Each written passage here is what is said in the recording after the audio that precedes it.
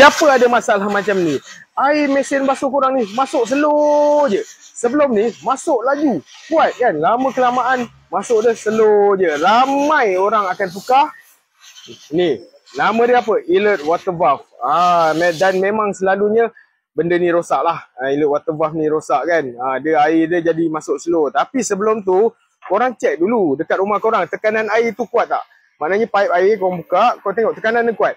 Kalau tekanan dia kuat, kan, korang cek pula dekat bahagian ni. Ni nama dia, alert valve ni dalam ni ada filter tau. So, saya try buka dulu. Sekejap sebab dia punya ni dah patah sebenarnya dekat dalam ni. Kat dalam ni dah patah. Jadinya susah sikit saya nak ompel. Sekejap saya cuba Okey. Okey. Nampak ni? Saya keluarkan. Ni, selalunya benda ni penuh dengan habuk, karat, kan? Jadi air akan masuk slow juga. Macam ni tak berapa nak kotor. Saya pernah jumpa yang lagi teruk, lagi kotor daripada ni. Kan? Jadinya bila air nak masuk tu, dia akan ada habuk kat sini, air jadi slow lah masuk dekat kita punya mesin basuh, kan? So sebelum tukar alert valve yang baru, cuba cek dulu korang punya filter ni, okey?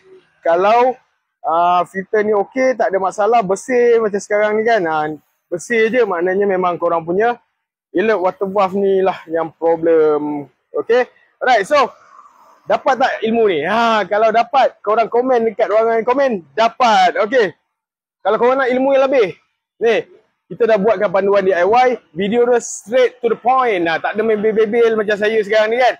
So, kalau nak dapat, korang boleh dapatkan dekat bio kita atau dekat ruangan komen. Okay? Ingat, nak jimat apa, kita DIY je. Assalamualaikum semua. Bye-bye.